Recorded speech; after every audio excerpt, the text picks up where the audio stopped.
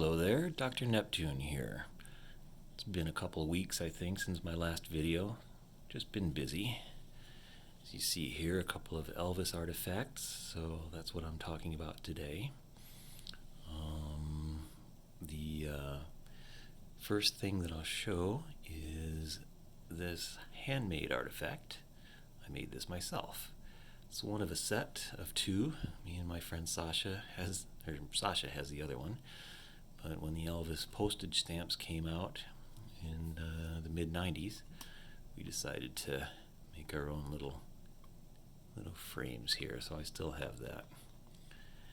And this here is supposedly Elvis's security ID.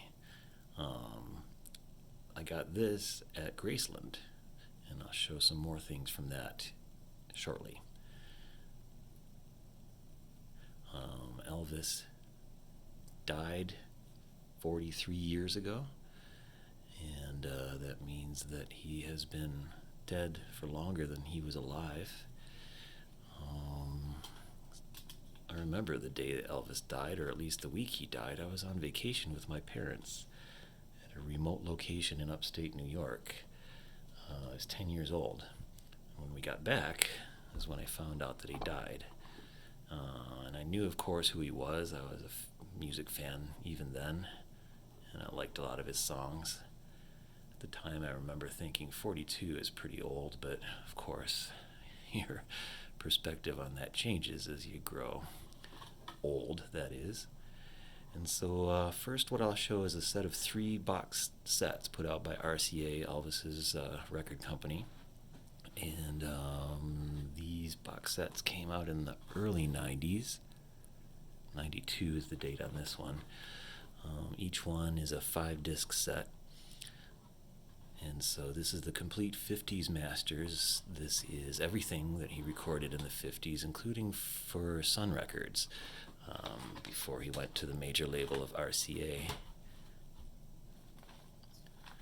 And all of these are very nicely put together in terms of the packaging. Even the pictures on the discs I like, going from his very early days. There's his famous leather guitar cover that said Elvis Presley on it.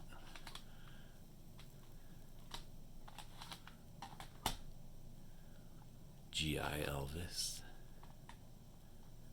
And this disc is called Rare and Rockin'. And then booklet, album covers, essays, discographies, tons of pictures.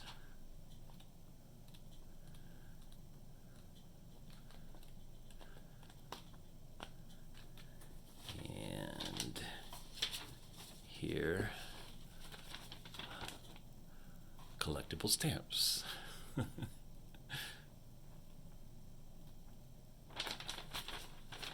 Just because. And so this set includes, of course, songs that pretty much everyone knows, even if they're not Elvis fans. Most of these anyway.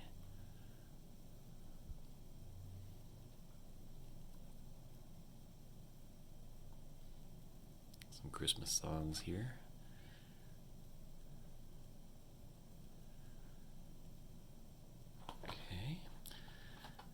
Second set in the sequence is this one, the Essential 60s Masters. So this is not the complete 60s Masters like the previous one was complete 50s. So this has been selected by the people who put together the box. 60s, most of the 60s, Elvis spent making movies. And a lot of these songs are not some of his best known by the general public, I think, or even by Elvis fans. But towards the late 60s, he started his comeback. And there's some great swamp rock, it was called. Memphis musicians that he played with. Some great songs from that era here.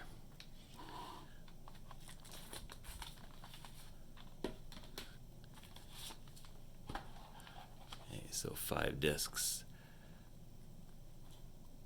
This is called From Nashville to Memphis, right? So he started the decade recording mostly in Nashville, kind of country type songs. These are out of order, actually. Okay, this was the first one of the set.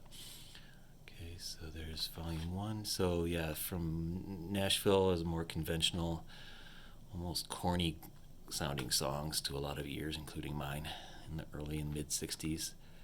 And when he came back towards the late 60s, he worked with the Memphis musicians and kind of rocked up his sound a little, dirtied it up a little bit. Songs like Suspicious Minds, Kentucky Rain, Don't Cry Daddy, great ballad there. I think this is from his wedding to Priscilla in the late 60s.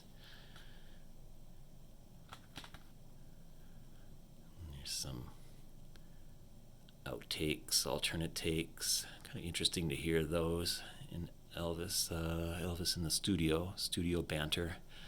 Elvis had that weird sense of humor that comes out a lot.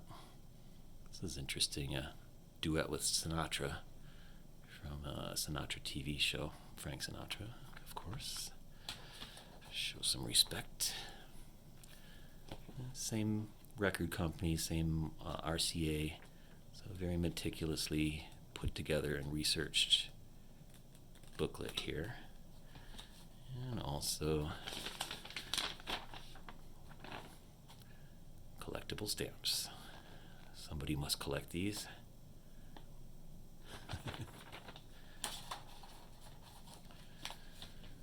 Alright, and then third in the trilogy of Elvis box sets. Here, the essential 70s masters. Walk a Mile in My Shoes. So some singles there. First couple discs. Different things he did in the studio. Some obscure covers. And then here, this would be selections from his live show. Some of my favorite Elvis songs come from this era. Never Been to Spain, You Gave Me a Mountain.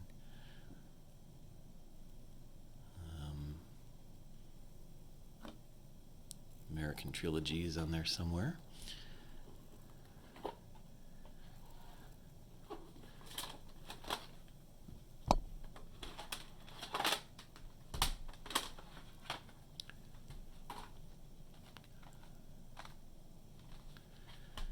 Here he is in his 70s. Here's his jumpsuit.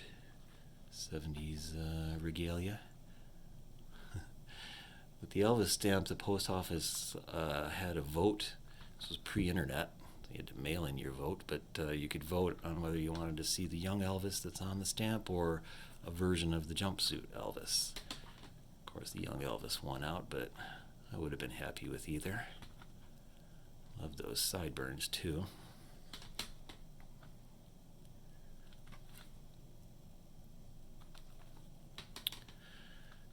There he is on stage. Full force.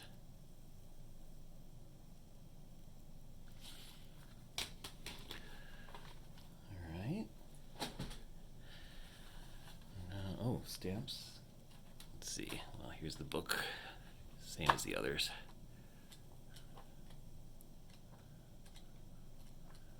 Sometimes I wonder just how many images of people like Elvis there exist in the world. Must be billions. I must have thousands in my collection alone.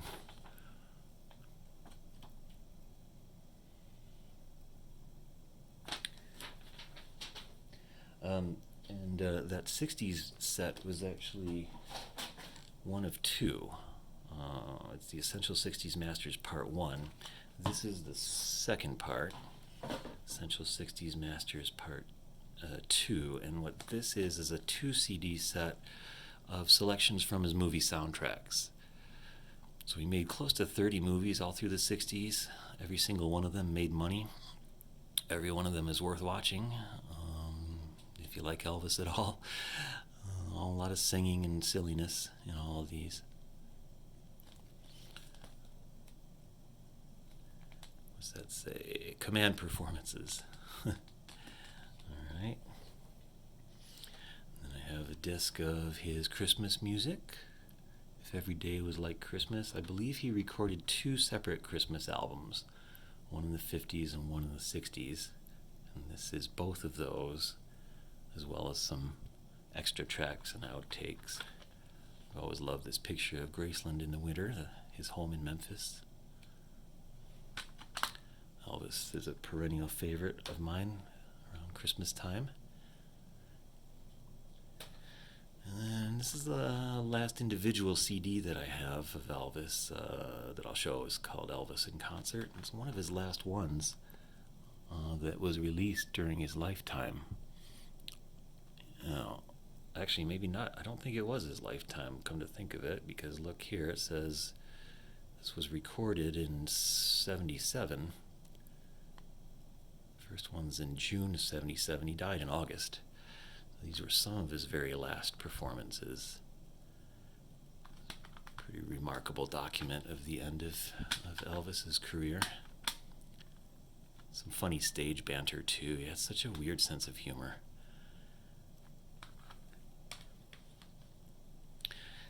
And then, speaking of Elvis movies, my favorite one of all is Viva Las Vegas, and this is an example of it on obsolete technology, VHS tape. Boy, am I glad I didn't decide to try to collect all these when they came out. But that's Anne Margaret. It's considered by a lot of critics, too, to be one of Elvis's very best movies, if not the best. And she's great in it. And then I have 2 concert or performance documentaries. These are still shown on TCM and readily available other places too, but that's the way it is, from 1970. And this is a document of his shows that began in Las Vegas. It was he played at the Hilton exclusively throughout the 70s. And the Hilton is on Paradise in Las Vegas, Paradise Road, off Strip. Then it became, well, first it was the International, I should say. It was the International when Elvis started there. Then it became the Hilton. Now it's known as the Westgate. The building still stands, still there on Paradise Road. This is a great, great documentary. Great music in this. His band is awesome.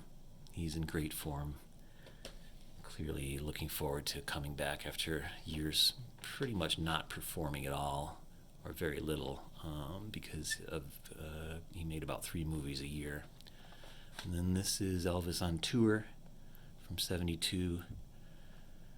Also just an awesome on-stage and off-stage look at Elvis with all of his charisma.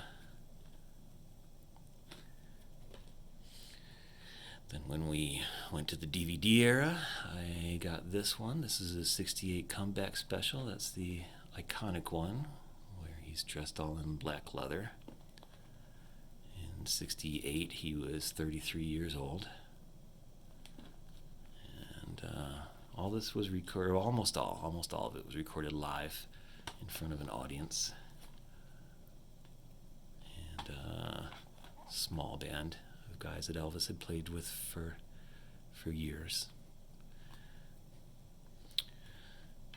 And then there's Aloha from Hawaii.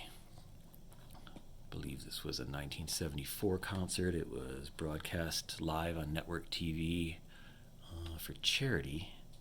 Elvis was a big giver to charity. So this is a chronicle of that event. And then I have a small Elvis library of books. starting with this is actually 2 volumes by the same author, Peter Guralnick. Last Train to Memphis, as you see, The Rise of Elvis. And here, Careless Love, The Unmaking of Elvis. So both books combined talk in great detail about his career, his life. I really liked both these books. It's been a long time since I've read them, but I often think of going back and revisiting them, all or in part. It's definitely a great place to start, though, as thick as they are. But if you're interested in learning about Elvis, these are probably the best resources that I've found in book form. And then here's a book by Greil Marcus. I think I have 3 Greil Marcus books in my collection. I know I've shown 2 in other videos. He wrote one about Bob Dylan and the band, and another one about punk and the Sex Pistols. So he's a musical, rock and roll, music, and cultural critic. Really good writer. This is called Dead Elvis. This is kind of a cultural history of Elvis. It's not a biography per se. It's more, as you can see from the contents here, it's an indication of the approach that he takes. Pretty thoughtful, very interesting. This one's on my reread list too, like so many others. And then this is a great picture book, mostly pictures, that I got long ago, back in the 90s. True Confessions. I stole this from a Barnes & Noble that I worked at. I justified it by the fact that they didn't pay me very much. And at the time I had a master's degree in English. I felt like they were just taking advantage of my knowledge so that I could tell the customers where the new Rush Limbaugh book was. So I lifted a few good books to even things out. Picture after picture after picture here, from start to finish. Even after there's his death. Okay, so Elvis by Dave Marsh, another really well-respected, well-known music critic. And I mentioned Graceland a couple times already. That ID card that I started with, it wasn't a souvenir for that. And this, as you can see, is the official guidebook. So I visited Graceland, took the tour inside with my friend Sasha. Ticket, March 16th, 1995. And they take you through a lot of the house, actually, and the house is much smaller than it appears in pictures. I guess that's true of most things, but it looks a lot bigger here than it really is. It's interesting rooms. They've been in or past all these, like the dining room, pool hall. Here's the famous jungle room. Extremely small room. It's really hardly even a room. It's kind of a wide spot in the hallway. Den, here's the downstairs, some of his albums, memorabilia. Here's the footprint of the property. Actually, okay, so here's the mansion itself, Graceland, and the grounds. Over here is a visitor's center where you buy the tickets. There's planes parked across the street. It's Elvis Presley Boulevard in Memphis.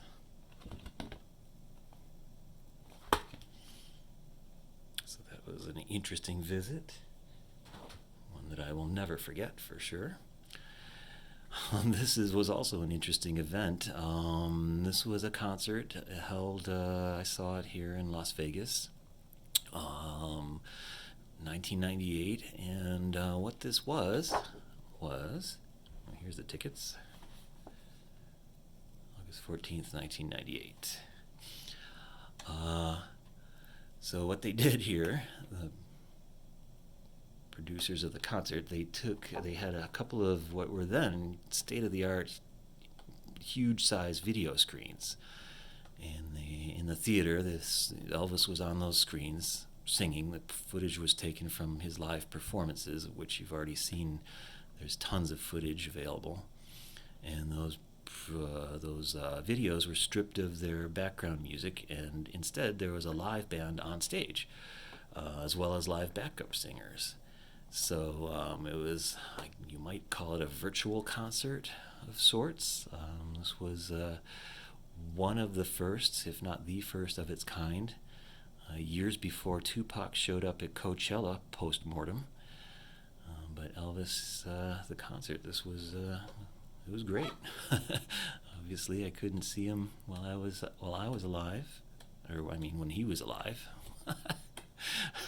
I was alive when I went to this show, but I don't know, just a weird night.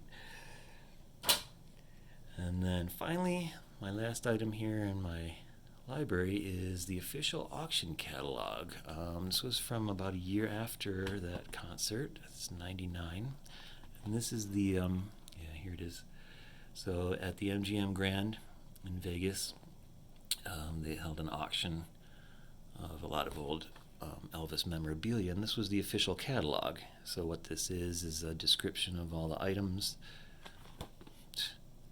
tax returns, pretty much everything I think they could dig up, contracts, posters, letters, just an amazing array. A credit card I just saw, watches, posters, license plates. I didn't actually go to the auction itself, but I do treasure this catalog. It's just amazing. And I think a fitting way to end this. So there's Elvis, the king of rock and roll. That's my collection, and I hope you enjoyed this look through it. All right. I will be back soon with another video.